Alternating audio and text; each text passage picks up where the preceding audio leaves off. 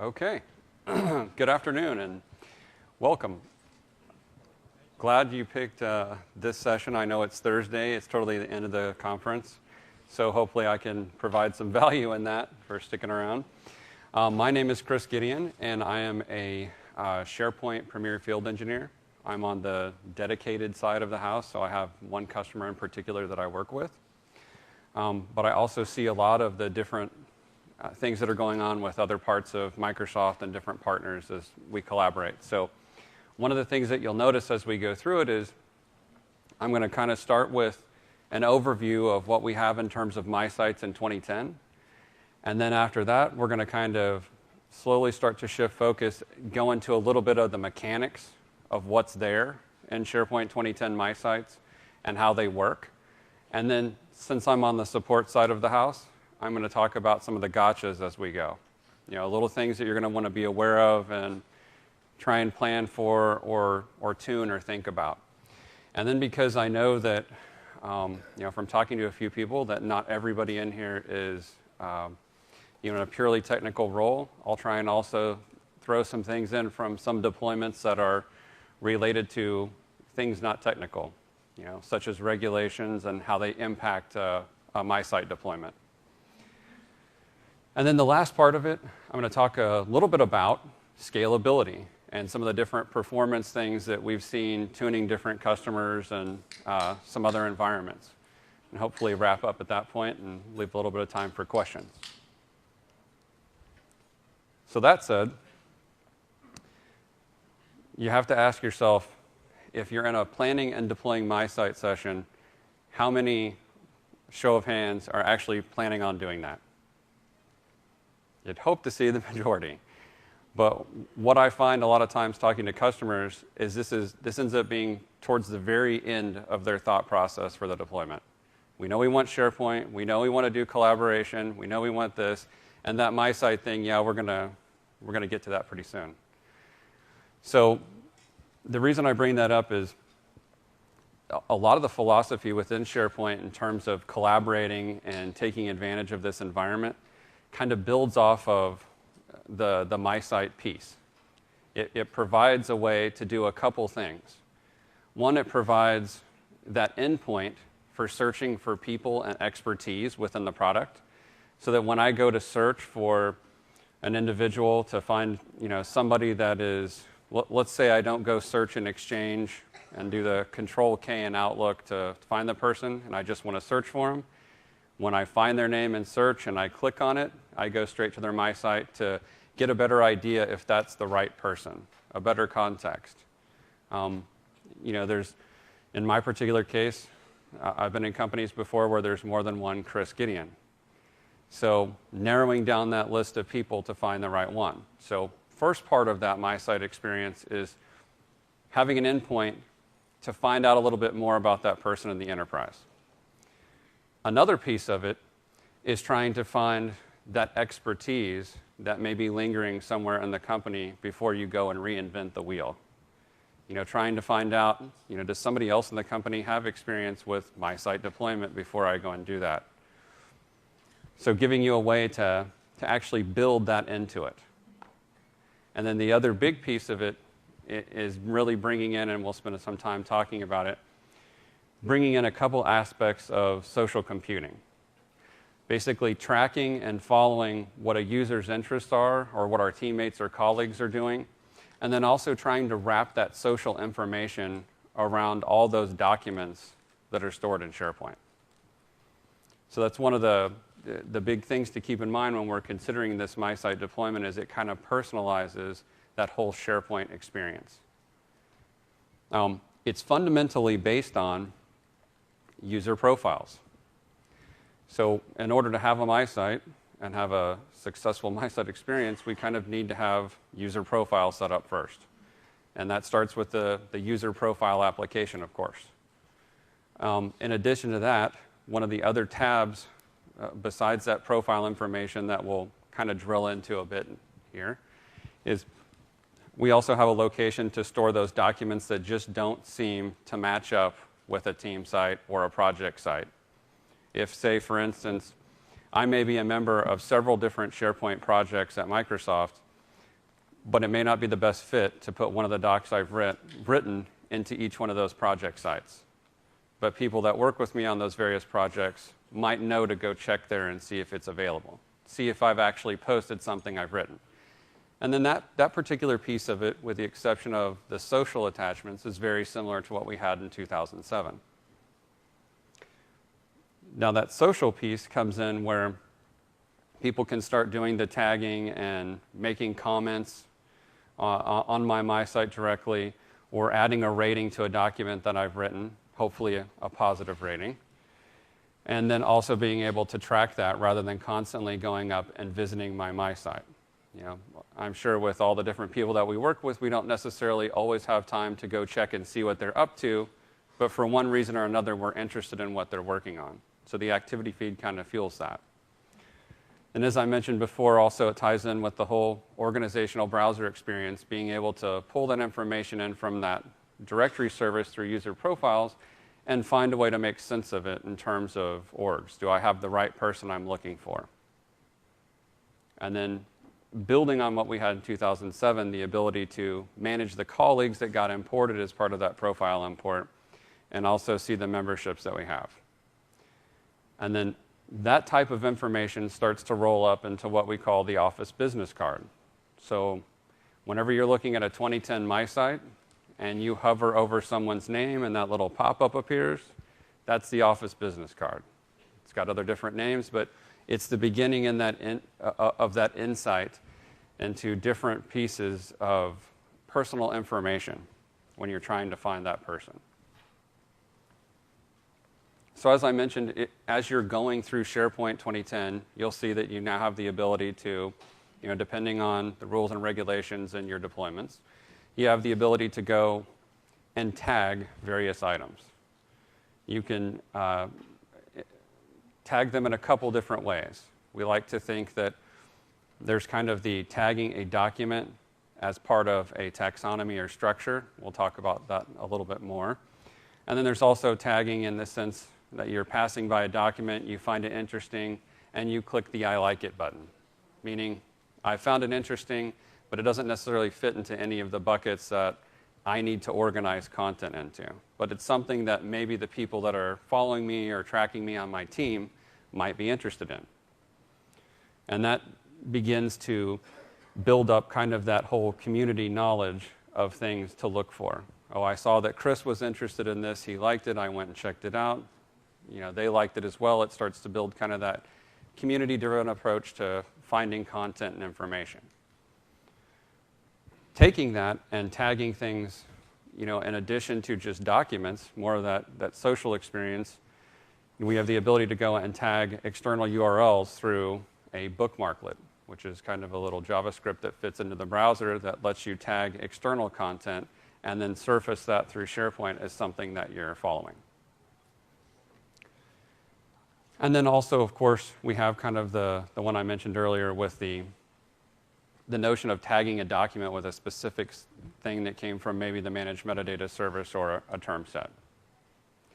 The big thing to keep in mind with the way that we do tagging, this is kind of that whole support note that I said I'd periodically throw out to you guys, is that our tagging takes three things into consideration: the person, the URL, where you tagged it, and then the type of social feedback experience.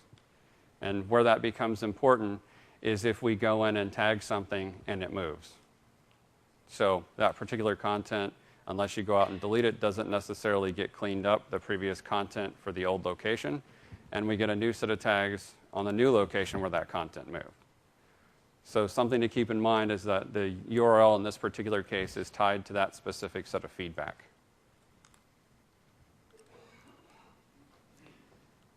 Oh, sorry, I went the wrong way.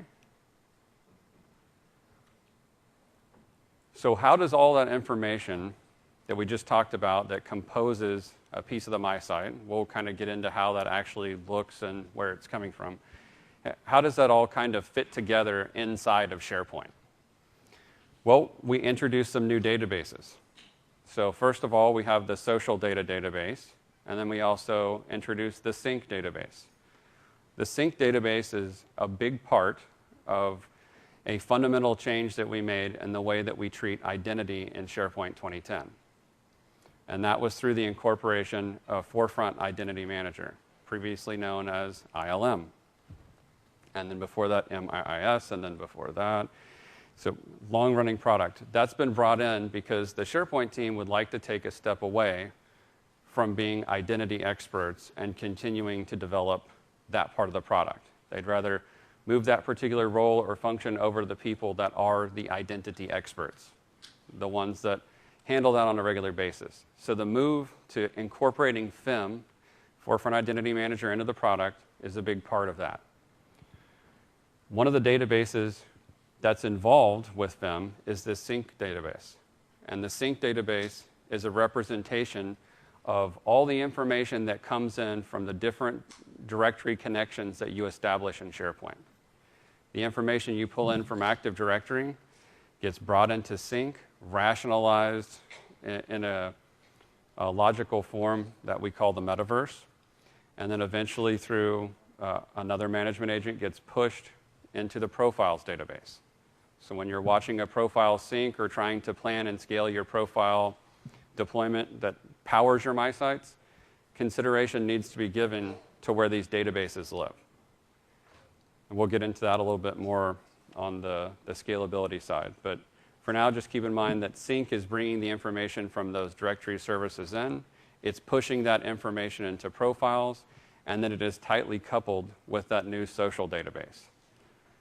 Within the social database, we're storing the tags, the comments, the bookmarks, and the ratings. Of those four, the only one that's propagated down to the content database level is the ratings. So we push the ratings from those databases down over synchronization to the content database. But otherwise, those are housed in those databases. So all of the consumers are going against those databases. The profile information itself obviously lives in the profiles database. And then the activity feed that's tied to things like colleagues that you're following, pieces of information like that are all tracked as a part of the extensions to the profile database that were made in 2010.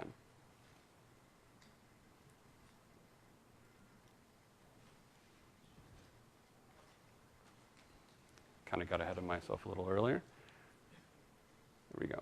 So once I've proceeded to begin the process of tagging information in SharePoint, specifically, let's say that I start going and not just socially tagging things by going to a website or a SharePoint site and making a tag, but I'm tagging documents, I'm tagging other items within SharePoint. What happens to that information inside of the MySite? Well, that's what ends up building what we call the tag profile.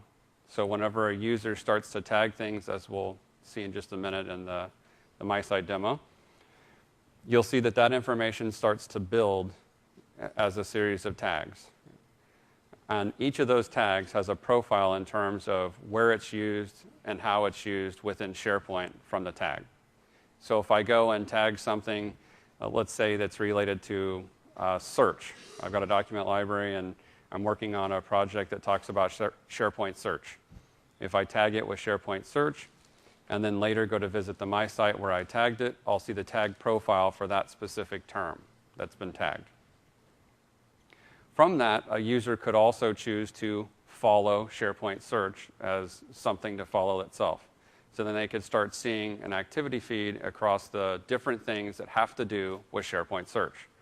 Kind of, again, building that community-driven way of parsing all that information that just keeps getting pushed into SharePoint.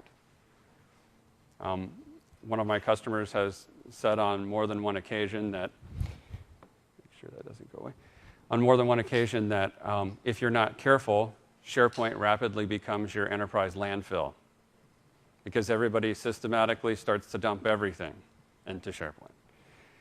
Well, if everything's dumped into SharePoint, beginning the process of tagging it and organizing it and doing things with metadata begins that step towards stopping the bleeding, essentially, and also making that information surfaced usable, meaningful to the different people that are using it or that are looking for it.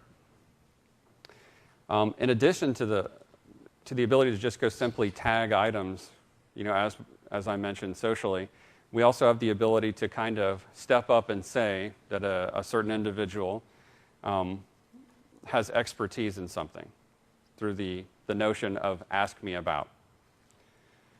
And there I could potentially stand up if I was so brave and say, I'm a SharePoint expert, put that out there on my site, and then people could proceed to ask me questions about SharePoint. If you think about the different applications for that across your company, you can quickly start to find out, especially through search, who all is doing the same thing that I'm doing. Who in the community and the company does the same thing. You start to build those relationships with people that have the similar interests. One example I've heard recently of a MySite rollout that was pretty successful, it was initially rolled out to the employees of the company, but then later they rolled it out to some of the alumni, some of the people that had recently retired. And the way that really paid off for them was in the notion that these alumni came back in and started actively contributing to some of the content that they could see. And they could be asked these questions because when they went and filled out the Ask Me About, they could say that they worked on Project X. And from that information, the people that were left there to pick up the slack or take the job after they left had a better idea of the direction or thought process that they were moving towards before they left. So it was a great way to kind of recapture intellectual property that might have been otherwise lost. And it was in a way that they were comfortable with. It didn't involve them going through some big, long process to get that information back into the company. So one other piece, again, kind of a support note, is that while SharePoint Search does index the social tags as people go about the process of tagging items, let's say I tag a website, like I mentioned earlier, that can be found by going to a search center and using the keyword syntax, social tag, : and then whatever the tag, like if I did the word SharePoint, for instance. So I could do social tag, : SharePoint. And in that search, it would return all the things that had been tagged with SharePoint as a social tag. It also gives me, since a lot of the MySite experience is powered by search behind the scenes, it also gives me the ability to see those tag profiles across different sites that my colleagues or the people I'm following have tracked. Unfortunately, right now, Fast Search does not index the social database. And so as a result, you have to take that into consideration for your planning in terms of what you're going to do to have an alternate strategy to have the social tagging influence your relevance in search.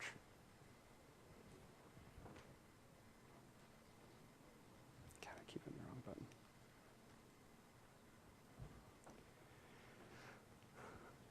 button. One of the other things, I'll just briefly touch on this, and then I promise we'll start moving past this overview, is the notion that we can tie a lot of the activity on the MySite to email.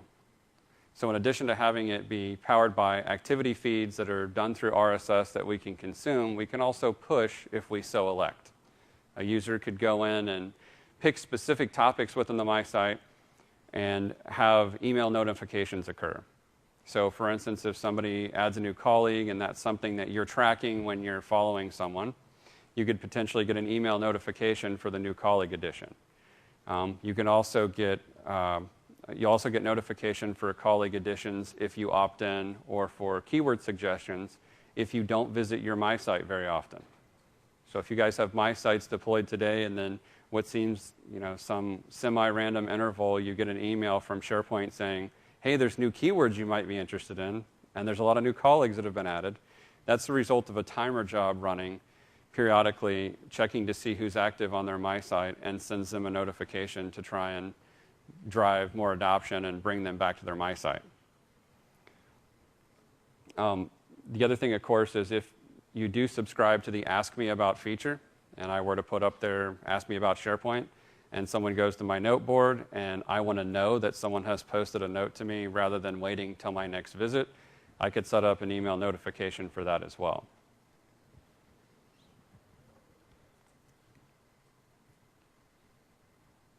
So here's kind of a quick picture before we get a little further into the demo of how the activity feeds up here in terms of we've got the note board posts, the social ratings, and different things like that that we're actually following that are being displayed there through RSS. We also have the various activities that the user has chosen to follow. And again, these are settings that they've gone in and specified by visiting their My Site. They've gone and edited what feeds they want to follow and what particular items they're interested in. And then in addition to that, you can kind of get the overall what's new in terms of colleagues' interests and settings that you've subscribed to.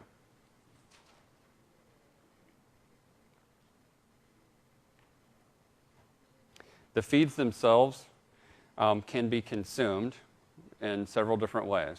One, we can consume those through a web part that can be added to different pages within SharePoint so that we can have the RSS feeds that we're subscribing to roll up. Of course, the My Site already has some of those. The feeds are Atom 2.0. And then also, if you're using the Outlook Social Connector in SharePoint 2010 and you subscribe to the SharePoint service, then you can also see the RSS feeds there as well and use it as a reader for those. Or see the RSS activities within Outlook when you go to mail someone. Like at Microsoft, a lot of the time, when I go to email someone, I will see their image down below in the Outlook Social Connector pane, and then I can see my recent conversations in terms of email with them. Also, the things that I've elected to track, I see the RSS results for that. And then I also see a couple other pieces we'll look at too. If you just want to go and examine feeds, there's basically two views for that on the My Site. When you go to the My Site, you can do a consolidated view and you can do a personal view. So you can kind of see everybody you're tracking, or you can go and look at your personal view of the different things that you've been tagging and tracking.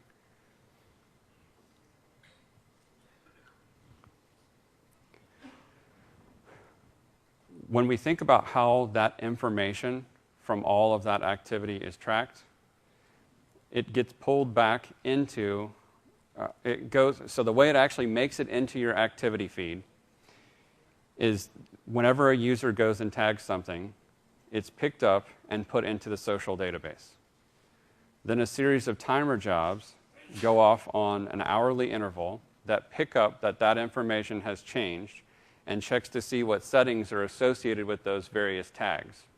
What types of things has the user elected to receive? What colleagues are they tracking? Things like that. It's reading that changelog. It processes that information. It's pushed back over into the profile database as part of the activity feed, and then rendered through the My Site. In addition, it's pluggable so that you could potentially go and add in support for custom timer jobs that would do similar things, bring in other services like, as you can see in the example, Twitter or pull from BizTalk or Windows Live or things like that, and have all of that information surface within the My Site as well as part of the activity feed that you're following. So kind of really bringing more into SharePoint, but making it consumable and available to the teammates that are following your activities.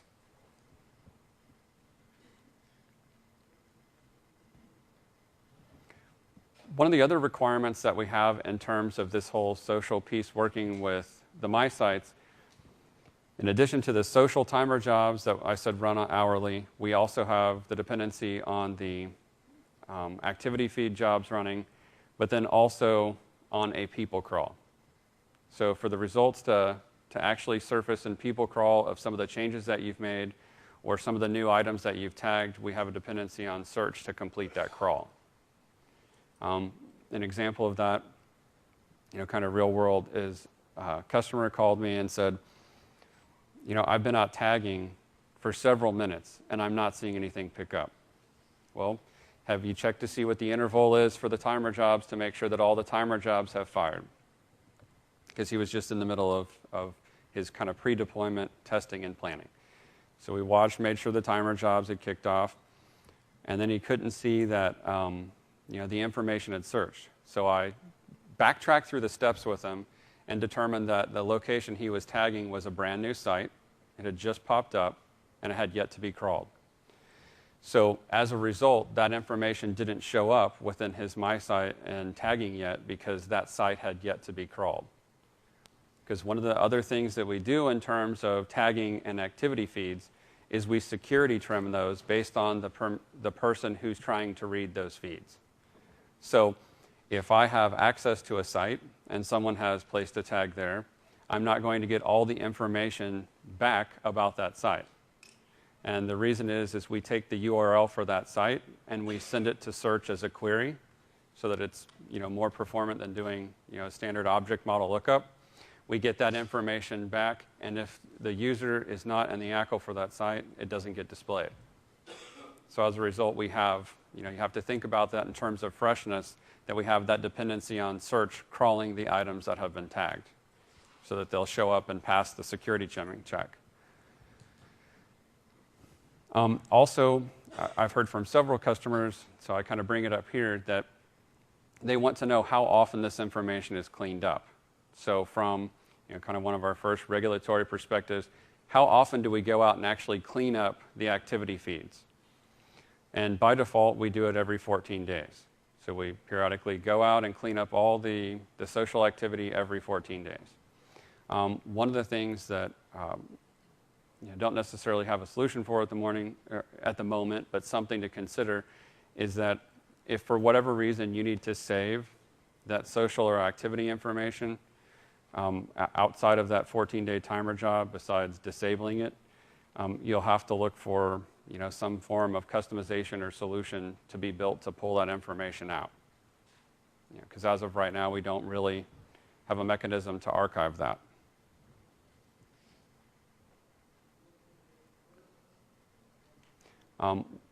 We talked a little bit about the email update notion. So, kind of to get a little bit of a pulse check, how many of you are implementing or plan on implementing the ability to do the, sending emails or alerting based off this material? Like show of hands. Just curious. So not very many. And that's probably why one of the questions that I always get asked is, well, how do I turn that off? So as part of the slide, I've got kind of a shortcut to the registry setting that would turn off the crawling of that information. Because one of the things that we do to determine who is a colleague and who to actually suggest to you as a colleague is the email is crawled. So there's actually a setting in Outlook, and it goes through mines your email and checks to see who might be a colleague, and also looks at the directory information from the directory service. So there's kind of an oddity about this particular part of the product, and that is you can opt out of getting the updates. You can opt out of having your email mined, but you can't opt out of someone being able to follow you. So I guess it's kind of, you can be stalked, but you can opt to not know about it. So something to keep in mind, because several different companies have brought this to my attention.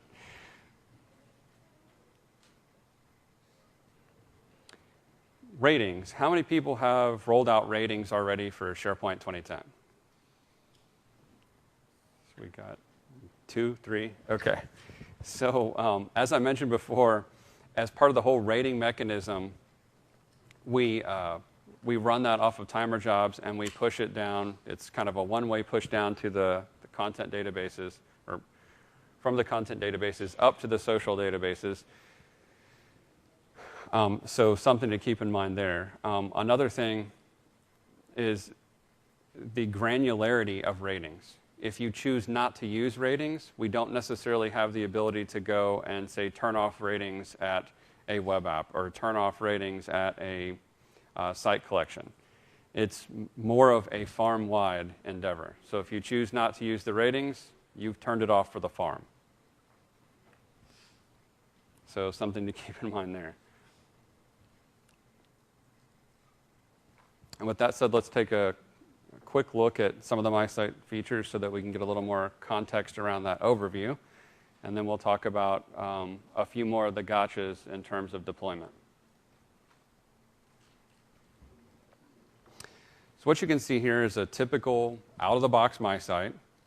And thankfully, Mr. Evans has pre-populated some of his particulars. We have some information that we've pulled in about John straight from Active Directory. Each of these particular attributes that you'll see here for John, like his title, his phone number, and his current location, are things that have been mapped as acceptable attributes to bring in. We'll talk a little bit more in our privacy discussion about the implications of bringing those types of things into the My Site and exposing them. The information that gets displayed here is security trimmed, as I mentioned before. So John will have a different view than I would have browsing John's site. John can pick and choose the visibility level of the things that will pop up here and set those. So John could see, for instance, if he wanted to go and add his working hours and then for whatever reason decided to share them only with himself, he could set it to where only he could see his working hours and no one else. Doesn't make a lot of sense, so it's more likely that he would set working hours as part of his display here. So that's kind of the just quick snapshot of John's profile information that he set up to share with those particular attributes. At any point in time, he can, like in this particular case, I've got the ability to go in and add John as a colleague. So if he's not in my direct organization, we don't share the same manager, and I've got email mining turned off, I can add him as a colleague. I can also edit my profile to reflect some of the things that John's doing if I like some of the ideas he has for what he's displaying. We also have kind of this overview in terms of the My Site, where we talked about the Ask Me About. This is kind of that opt-in for expertise notion. And so in here, people can see immediately that they should ask John about marketing, product design, product reviews, or business intelligence. If I click business intelligence, you'll notice that it immediately created a noteboard activity with the question on business intelligence. So it took the term that he is an expert on, added it to the noteboard, and then if I'm electing, if John was electing to receive email notifications, then he'll get that after the timer job runs. He'll get notified that someone has posted a question to his My Site and his noteboard. The other thing, if John had been a more active user, we would have an idea of what John was recently doing. Like if he had added colleagues, if he had gone and done some additional tagging, or done some things that would pop here in terms of the feed for John. In addition to posting to the noteboard, if we go ahead and just post this, you can see that I let this time out, so let me go back to John's page here. You'll notice that these particular comments to the noteboard also get tracked in terms of you can see that they're across the board for anybody that's added a comment. So that way we can follow the things that John might be, answering here in terms of conversation. In addition to that, we talked about the whole notion of the Office business card, which you can see here popping up by hovering over his presence indicator. In this particular case, you can see this lady, Eben, and she has posted a note for him on our upcoming business plan. And then we also have the ability to go in and delete. Now, currently I have that option because of the account, that I'm in, that I'm currently signed in with. Or if John was signed in, he'd have the ability to go delete those comments. Otherwise, these would be cleaned up on that 14-day timer job. In addition to that, you can see that we have the My Organizational Chart area, where this is the information it pulled back from the directory service. Specifically, it's looking at the manager attribute. So it's drawing on, in this particular case, a team is defined by who John reports to. A lot of customers have asked to have additional fields like this made available, just to kind of gauge interest in something like that. How many would be interested in having something other than the manager attribute and AD establish a reporting relationship? Quite a few. Yeah, the example I hear quite a bit is the notion of someone who's an individual contributor but has a series of vendors or contractors working for them that they manage, and they want to have that reflected in the organizational chart. The other thing, if John would have been a little more active, is we'd see the different things that are in common with John. Things that we're tracking like managers, who's John's colleagues, what memberships he has. Different things like that would be made available here kind of in this snapshot. So you kind of get that quick overview about that person. In addition, you can see that John's posted a little note about himself. Normally that would go into this little what's happening box. He's doing kind of a status update. And this kind of gets into what I initially was talking about in terms of, well, why do a My Site at all? This is kind of building a picture as an endpoint for that people search to let us know who John is, to make sure that we've got the right John.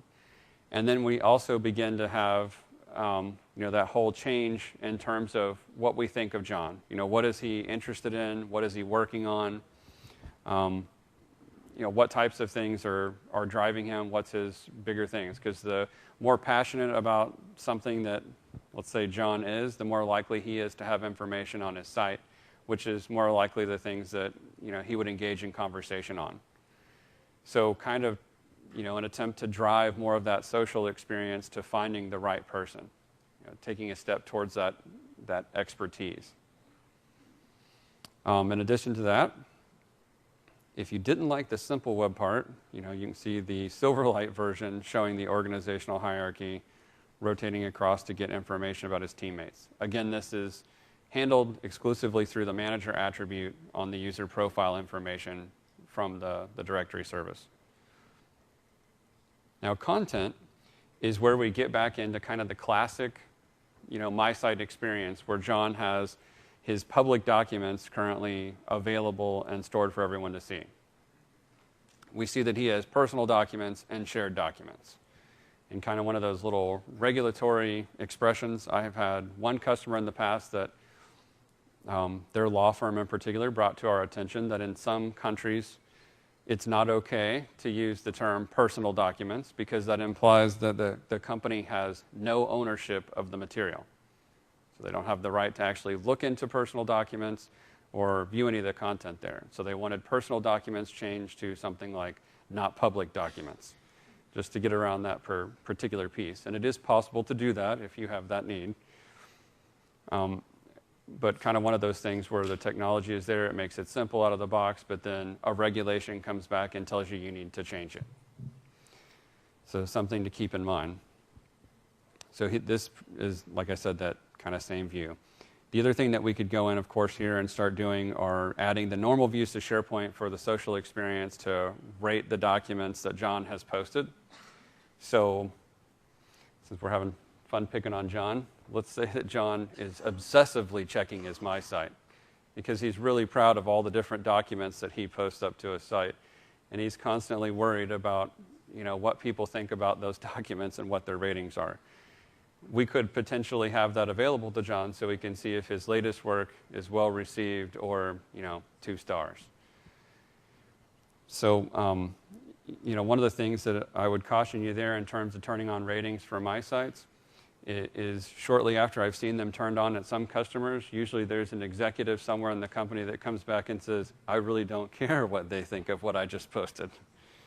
Yes, sir, we'll turn that off. So again, not necessarily a technical point, but something to consider in deployment. If you turn on ratings, they may not like what they get back.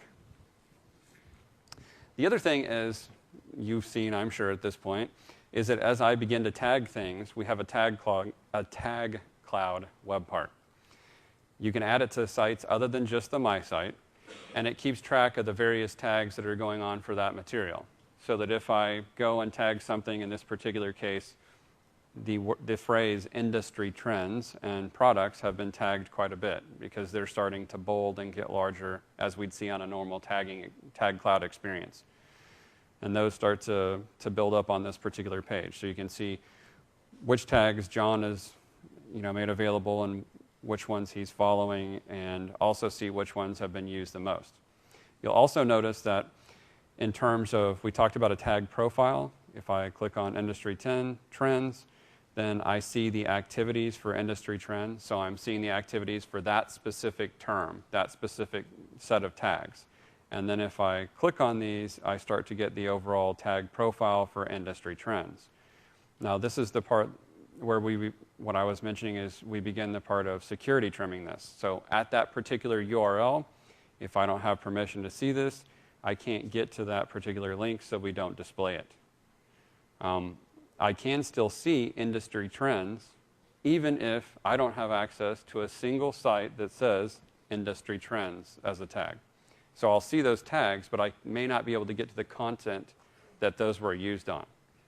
So just kind of keep that in the back of your head when you're going through the social features in particular, that the tags are visible, but the locations are not. So it may get somebody to inquire about it. And I know in terms of security expertise, there's multiple camps. I'd rather have everything out there and lock it down versus I don't want them to know it exists. So depending on which camp your corporation falls into, something to think about. This is the tag profile for industry trends. It's reporting back to us that it's part of the keywords term set, which is at the enterprise level in the enterprise managed metadata service. If we go back here, you'll also see that I can do it I can refine by either notes or I can refine by tags so that I can sort through this material a little bit faster. And then I have the different colleagues that are currently listed as John's colleagues. One of the things that's been kind of interesting on our team in particular is, we're a world team. There's several thousand of us, but in particular in the US, there's a very small number. It's like around 80, 90 people. And we know that the overall org is a lot larger, and we work with different engineers around the world, but we don't necessarily always know who that is. And so one of the things that this is kind of driven is, hey, I know that Trevor was working with somebody overseas not too long ago, and then they go up here, click on his name, find a colleague that's working, let's say, in Japan or something, and then he emails them, is this the guy that you are working with in Japan? So it's kind of, one more step. It adds a little more context to the conversation and starts to make some of these colleagues a little more meaningful. And then, of course, if he had some site memberships here that he was actually a member of, then those would be displayed as well.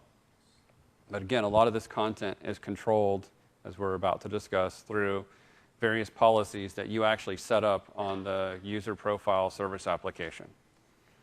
So if you're looking at this and seeing information that you don't want to be displayed, then take the time to go through the policies in the user profile service application and also lock down what a user could add in particular.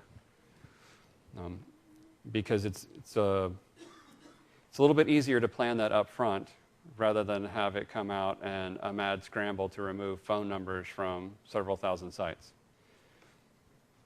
So let's switch back a bit.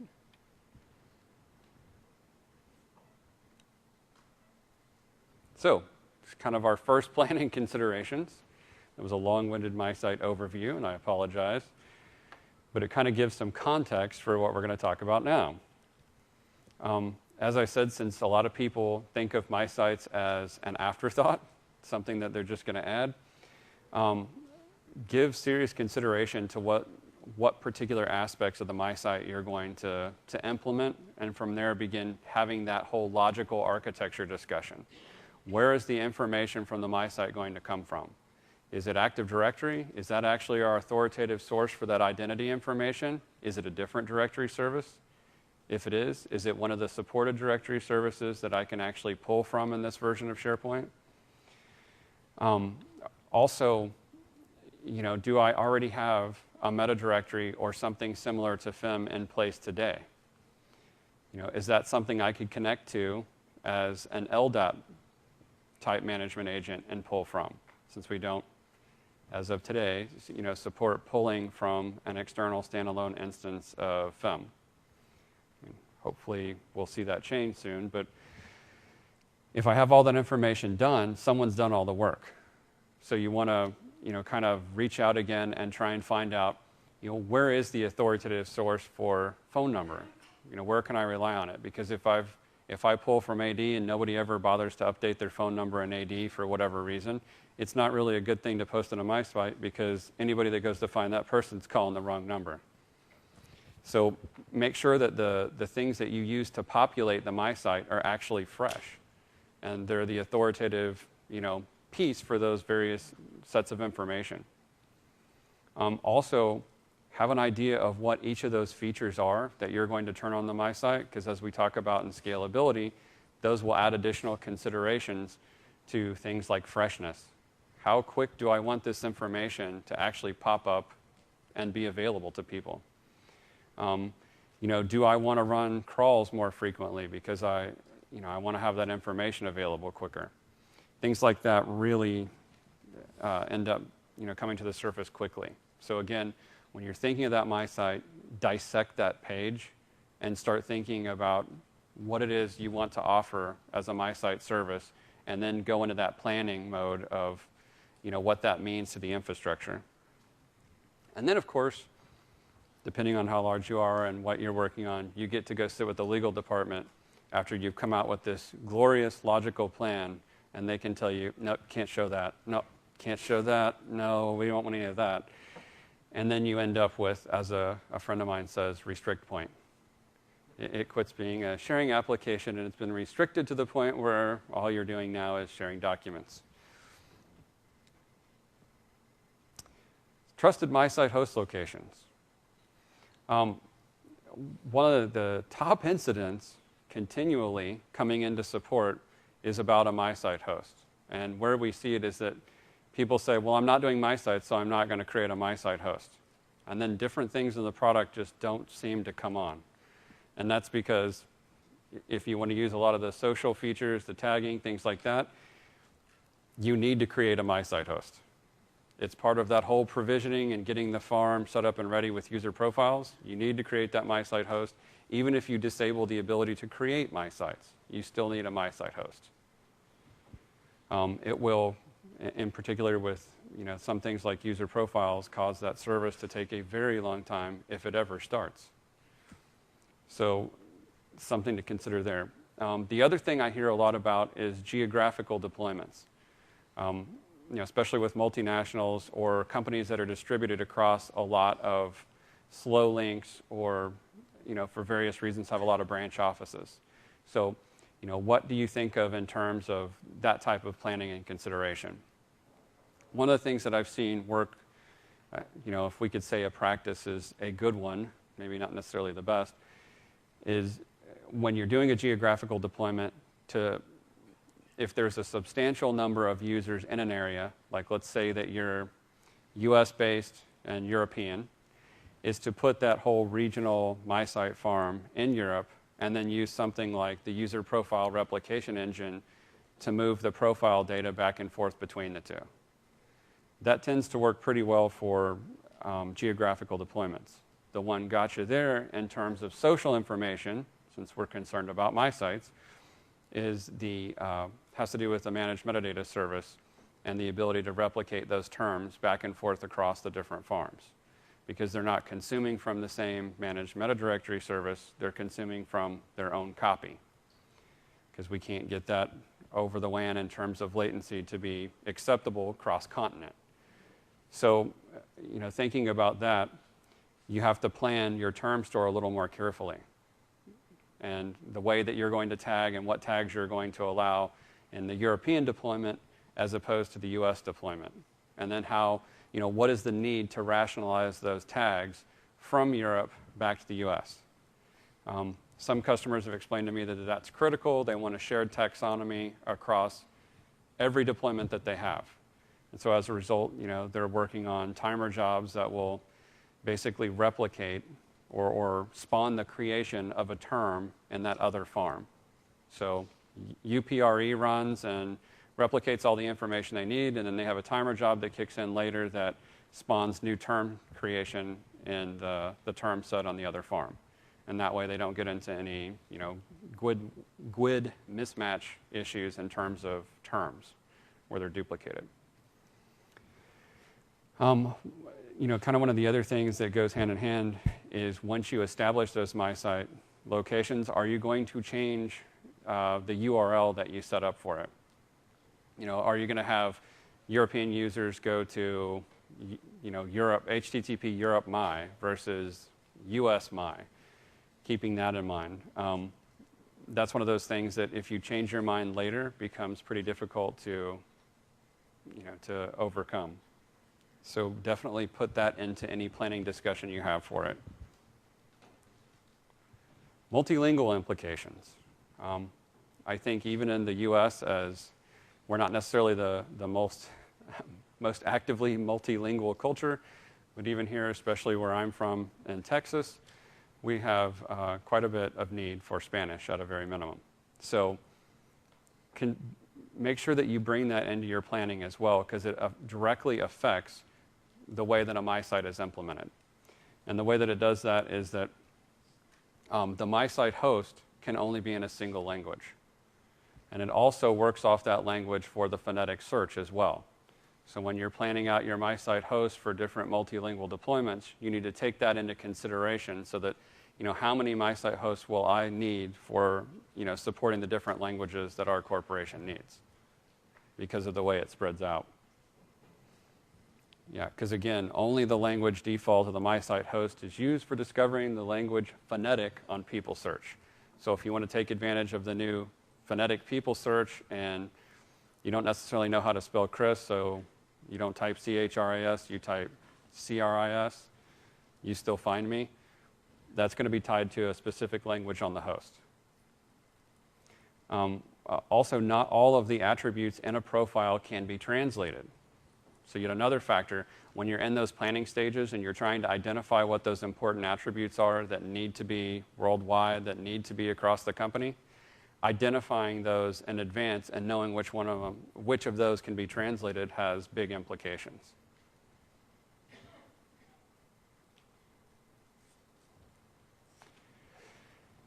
One of the program managers in particular had asked me to put this slide in because it's one of the things that he gets asked all the time. Can I create rows with information in business connectivity services? And the answer is no, you can create columns. So if I go and I bring information in from BCS, from say a database or some other source of information, I can use it to augment an attribute that I brought in from the directory service. So let's say that I have, I'm trying to think of a good example now.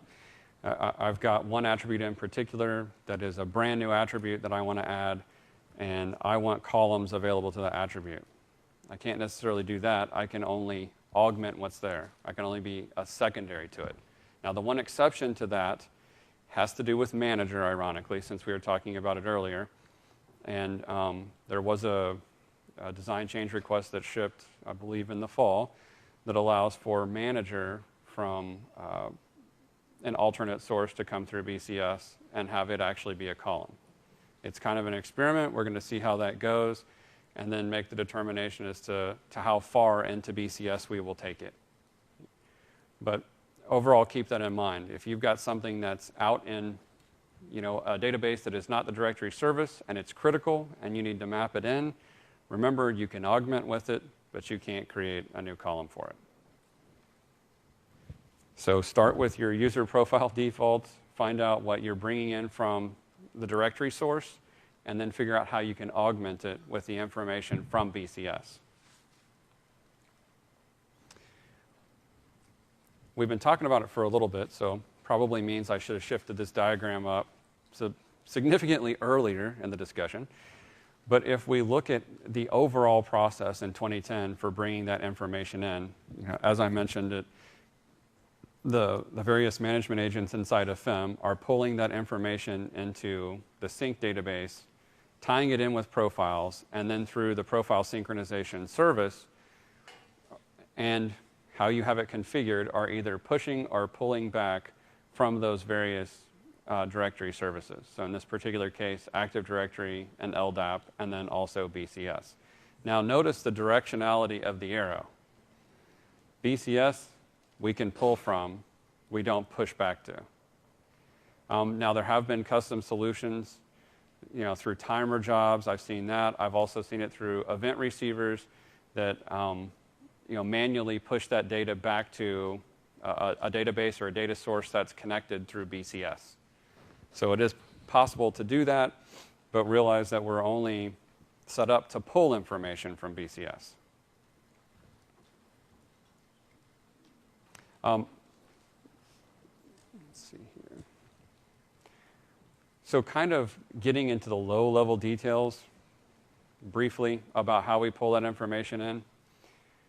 Within FIM, we have the metaverse. And the metaverse is kind of the consolidated image of identity for all the different sources we've pulled in. Be it BCS or a directory service, we have one image of that person propped up inside the FIM metaverse. We have a notion of what we call connector space. That is the staging location for the information we bring in from things like BCS, AD, or even coming in from MSS, from SharePoint. Those are run, what actually powers connector space are management agents. The SharePoint team actually wrote a SharePoint management agent that pulls information from SharePoint and actually pushes information to SharePoint. In addition to that, we have the Active Directory management agent, and then the others I had earlier listed that handle all the connection details and things like that to pull from those other directory sources. Based on the business rules that we configure, that information, depending on what attribute is authoritative or what property is authoritative, will be propagated up to that single copy of identity in the FIM metaverse. So, for instance, if I say that Active Directory is authoritative for phone number, that's the place to get phone number, then the attribute owner for the phone number of an identity in the metaverse is going to be the AD management agent. If I say that SharePoint is authoritative for one of those attributes, then it is the owner for that particular attribute based on rules in the FIM metaverse. So as you can see, we work to kind of consolidate that. And so as we're going through the steps and we're doing the AD import, like if we do a full profile sync, we're pulling initially from Active Directory through that AD management agent, bringing it into connector space, checking the rules, pushing it up into the FIM metaverse. Then we go through kind of a validation process before those rules, before we actually push it to the SharePoint management agent that then goes through, processes the information, and then begins the process of pushing it into SharePoint. After that runs, anyone who's sat and watched the screen and hit refresh on the browser, you'll see the BCS membership portion kick off.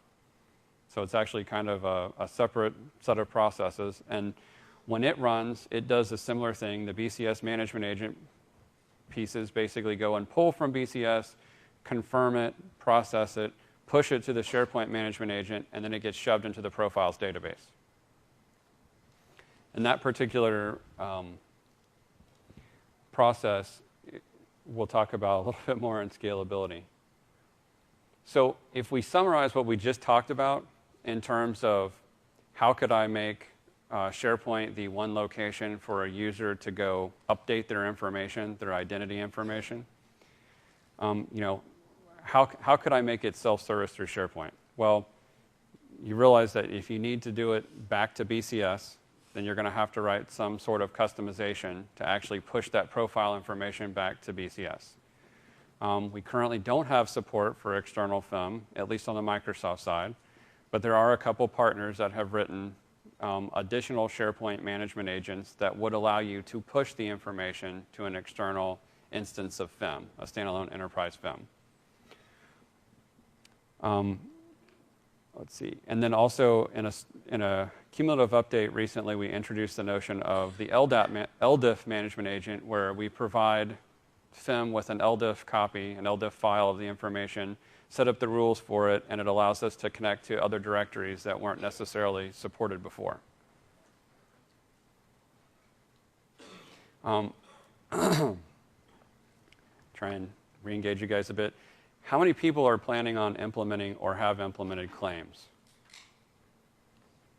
keeps going up every conference. So one of the things that you'll need to be aware of is their impact to the whole user profiles experience. The first big one is that audiences are only property-based. They are not user-based anymore once you go to claims. So you're going to have to take that into consideration and evaluate your current audiences. You're also going to have an understanding that the mapping of claims to profiles is a manual process. So when you bring that information back, set up someone as a claim, and then you want to maybe bring that into their profile and tie it to an attribute, you're going to have to set the SPS claim ID property to the attribute that initially identifies that user, so that when we go to do a pull from the directory service, we can tie that user to a user profile. Otherwise, there'll be a claimant with no profile. So make sure that you take that SPS claim ID into consideration. Also, you may want to look at, if you're doing claims, having custom code developed for the people picker so that you can actually decrease the amount of information that comes back for claims. The other big piece, since we're talking about social and My Sites, is that the Outlook social connector only works with the Windows Classic authentication. It doesn't work with claims at this point. So something to put into your planning is it definitely impacts the social piece.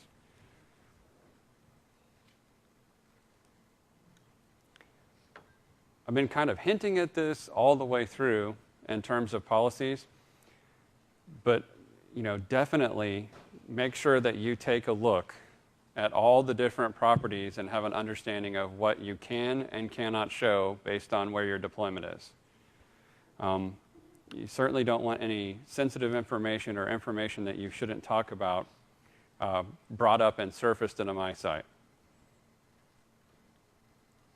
Oh, wait, there's one other important point there. What do you want the users to change? Initially, when Microsoft did our My Site rollout, pretty much every one of the attributes was user overridable. And then very quickly, I noticed that attributes started getting set so that certain things couldn't be overridden. Like my job title, I'm not king of the universe. I'm a PFE. So things like that you might want to consider in terms of not letting the user override them, because they will.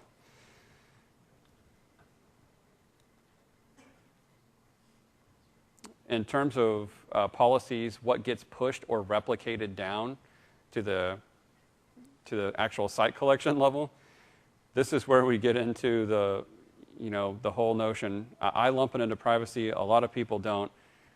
But how many people have experienced it where they've got a property that they know they've set up, they see it out there in the user profile page, but then when someone goes to visit the site collection to a specific site and they click they browse to their information and it's just not there. Or they complain, in particular that they can't change any of that information. I mean, I hear that particular complaint a lot, and that's because it's kind of a one-way push. Whatever you specify as replicable will automatically get the security level as everyone. So it's visible to everybody if it's going to be pushed down to the site collection. So while it may seem like a good idea to have that information available at a team site, you might want to give that some consideration, because it means everybody is going to see it on that team site. And it also means that once it becomes replicable, they can't change it on the site itself. They can only change it through their profile information. And then when profile synchronization occurs, which is kind of an overloaded term with SharePoint now, because we have the whole, what used to be called profile import, and then we had profile sync. Now profile sync is kind of the big name for everything. But actually, once the information gets pulled back in from FEM, there's an entirely separate process that replicates that information out to the content databases.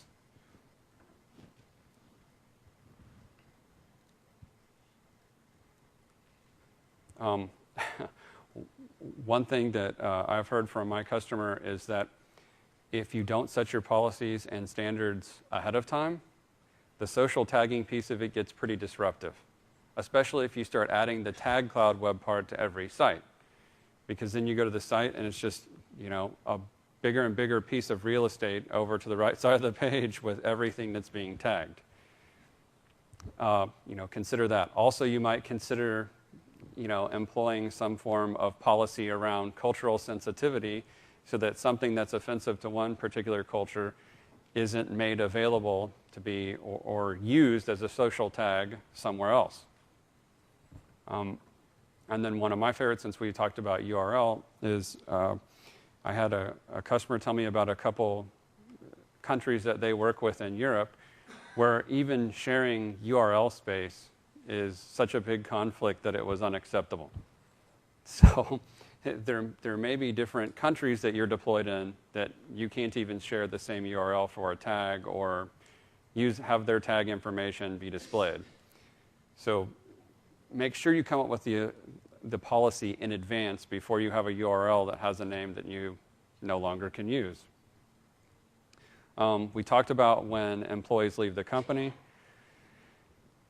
We also had a discussion already briefly about the whole security trimming piece and how that works out of the box. I'm trying to get caught up here so we'll have time for questions. Again, in terms of stakeholders and privacy, I know I keep beating this into the ground, but I've had more calls about this than I've had the technical issues with social, believe it or not. People calling me and saying, I need to shut this off or we can't have this. So make sure that you have all your key business stakeholders in there, like the human resources, legal, and IT, to make sure. And kind of one last big example I'll leave you for there is at Microsoft, we decided to pull the images for all employees, their badge pictures, straight from our Active Directory and immediately put that into all provisioned My Sites. Well, it was brought to our attention pretty quickly that there was an individual in Germany that didn't care for that, and by German privacy law, they have the right. You have to get their express permission to post their photo.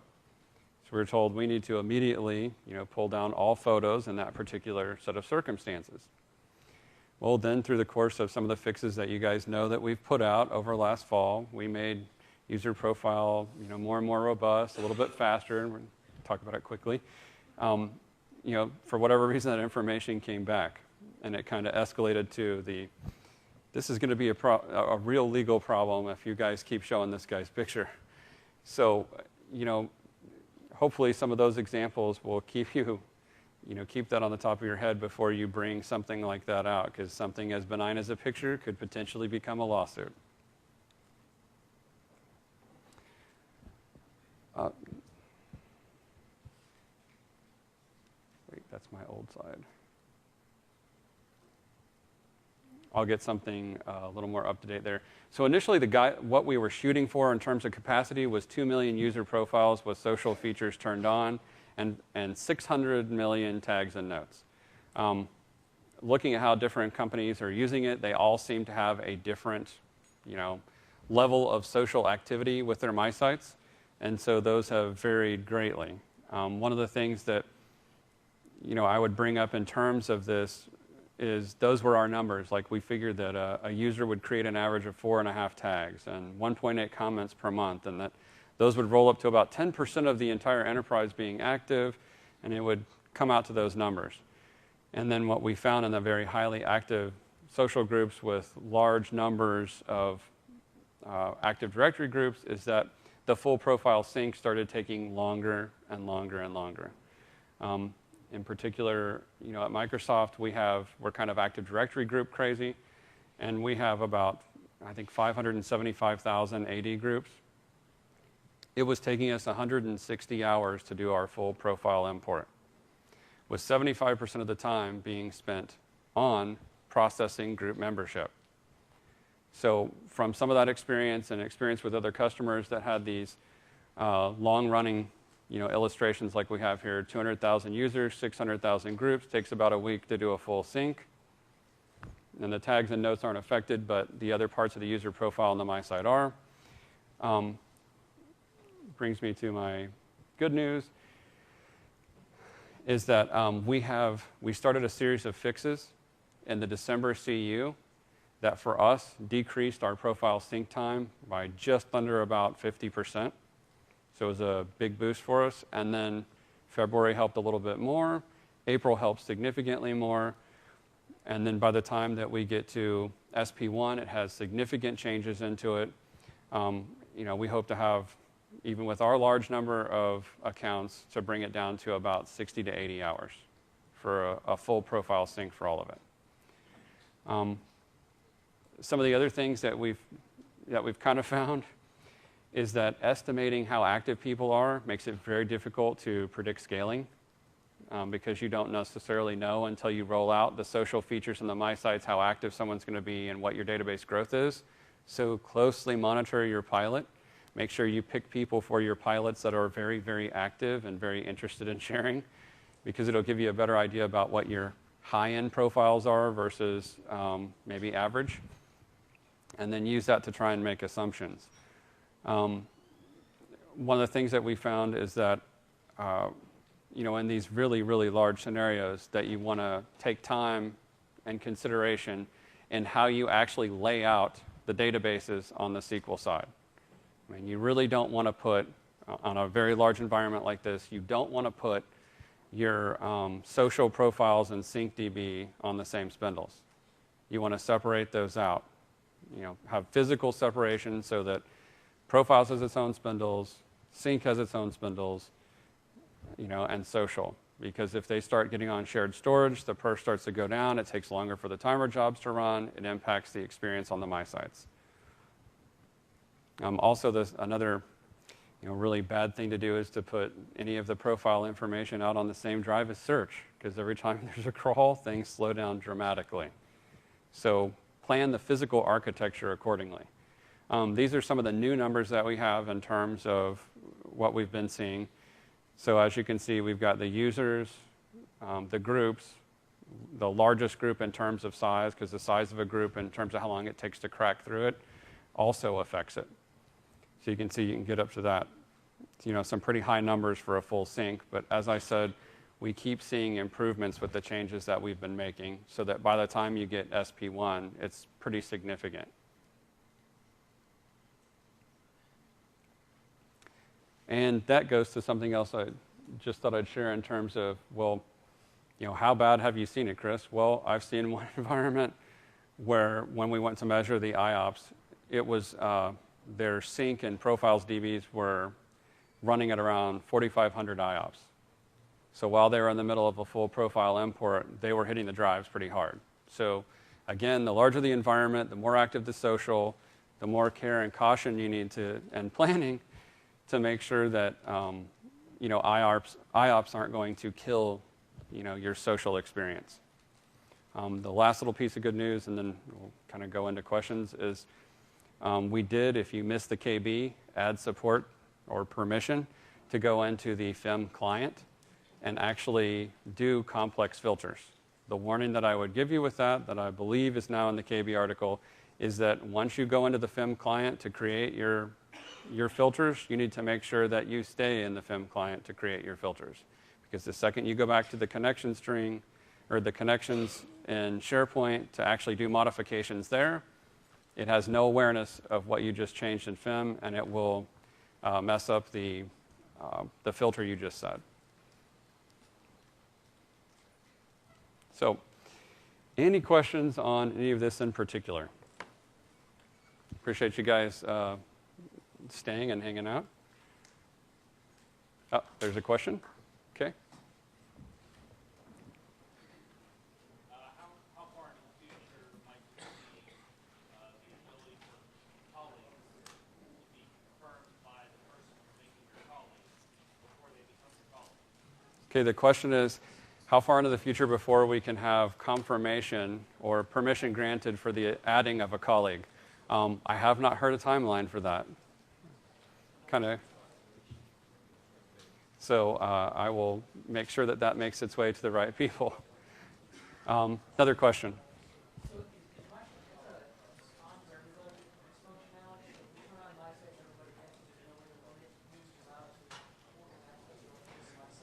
The question is, can I limit who gets a My Site and the access to it? And the answer is yes. We've got a paper that's in review right now that's about to be released that goes through the specific steps to make sure you can still do all the social experience, but have the ability to create a My Site turned off. And also within that paper, it basically walks through how to set up permissioning so that you can have specific users actually create a My Site that you want to. So if you want to go staged. Yeah.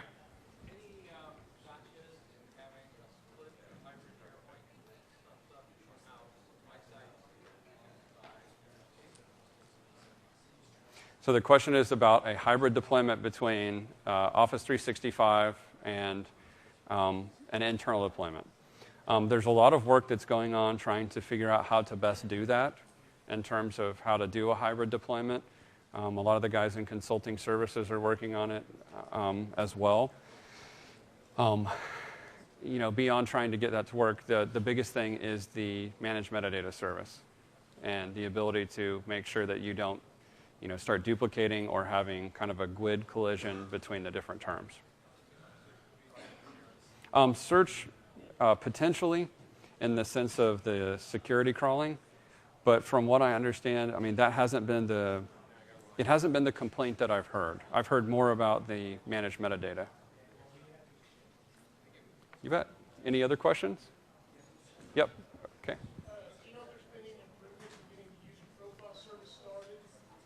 Any difficulty in getting the user profile service started? So his question is on the user profile service and actually starting the service. And the answer is yes. A lot of that has come down to either permissions or it's come down to not having a My Site host or different things like that. So improved documentation is part one of that answer. The second part of that answer is that, like I said, starting with the December CU and then, each subsequent CU, especially up kind of culminating in SP1 and the, first June roll-up after SP1, are a lot of changes and fixes to that to make it easier.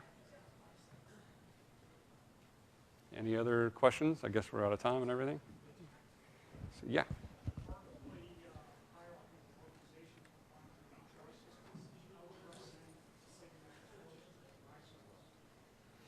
So the question is, how do I get the information from an HR system back into the My Sites? That was kind of the thing I was talking about in terms of BCS, and I guess he probably needs to prep, but I've seen people do timer jobs. I've seen people do things with PowerShell and different systems like that to pull that information out of the HR system. Or you can use BCS to pull it out of the HR system and publish a lot of that into the My Site. It's when you want to try and push back to those BCS systems that becomes problematic or difficult.